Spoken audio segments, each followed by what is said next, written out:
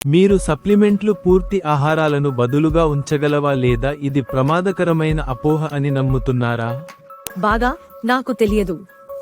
United states లో చాలా మంది పెద్దలు సప్లిమెంట్లు తీసుకుంటారు మరియు వారు సాక్ష్యం ఏమిటో పట్టించుకోరు. సప్లిమెంట్లు వారికి మంచి అనిపిస్తాయి.